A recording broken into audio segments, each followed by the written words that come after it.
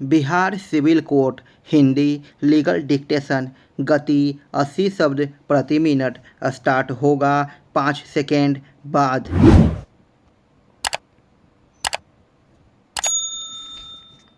Start. निर्णय 1। अभियोजन अपना मामला स्थापित करने के लिए कि अभियुक्त ने अपराध किया है, निम्नलिखित साक्ष्यों पर विश्वास व्यक्त किया है। एकमात्र प्रत्यक्षदर्शी बाल साक्षी चांदनी का साक्ष्य PW 8। 2। भारतीय साक्ष्य अधिनियम 1872 की धारा 27 के अंतर्गत जब्ती। 3। Fingerprint report. 4। Forensic lab report. 5। लूट कारित करने का हेतुक। 6। अंतिम बार साथ देखे जाने का साक्ष्य।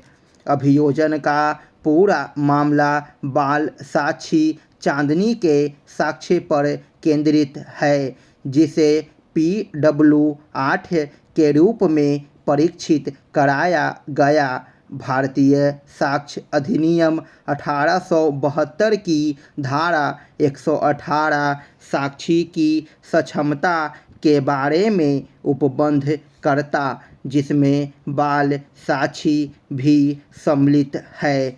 इस न्यायालय ने बार बार अभिनिश्चित किया है कि किसी बाल साक्षी के साक्ष्य का मूल्यांकन सावधानी से किया जाना चाहिए, क्योंकि एक बच्चा शीघ्र ही उस प्रभाव में आ जाता है जो उससे कहा गया है और उसे आसानी से सिखाया और पढ़ाया जा सकता है।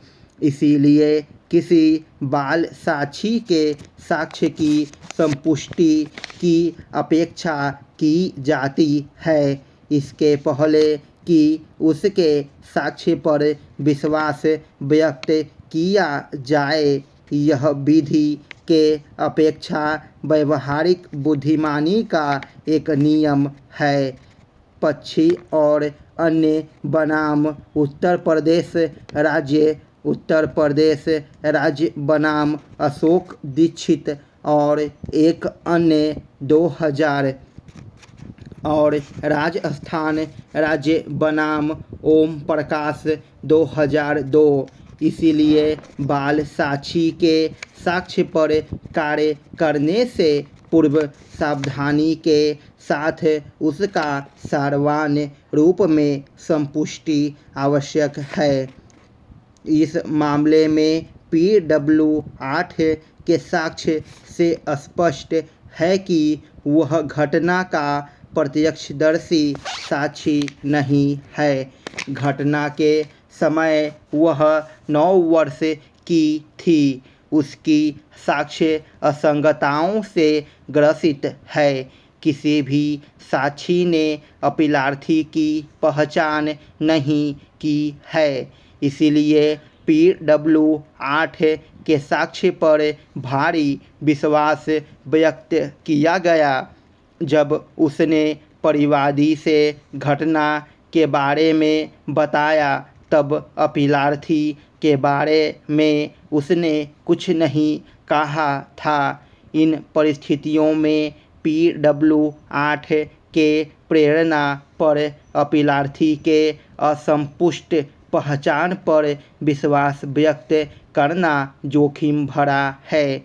इतना ही नहीं, परिवार के अन्य सदस्यों की घटना के बारे में दिए गए साक्ष्यों में काफ़ी विरोधाभास है। PW 8 ने अपने साक्ष्य में कहा था कि उसके मकान का दरवाज़ा बाहर से बंद था। उसके घर के पास रहने वाले टेकराम की पत्नी अनीता ने प्रातः 3 बजे दरवाज़ा खोला था, फिर भी उसने साढ़े 4 बजे तक घटना के बारे में किसी को कुछ नहीं बताया। जबकि घर के अंदर लाशें पड़ी थी। इसलिए भी PW8 के साक्ष्यों की सत्यता पर संदेह उत्पन्न होता है। अभियोजन द्वारा विश्वास व्यक्त किया गया दूसरी परिस्थिति जब्ती का साक्ष्य है। धारा 27 के अंतर्गत पता चला हुआ केवल सुसंगत तथ्य ही ग्राह्य होता है, न कि पूरा तथ्य। सुसंगता कुछ और नहीं अपितु अपराध और प्राप्त वस्तु के बीच में अंतःसंबंध अथवा कड़ी है।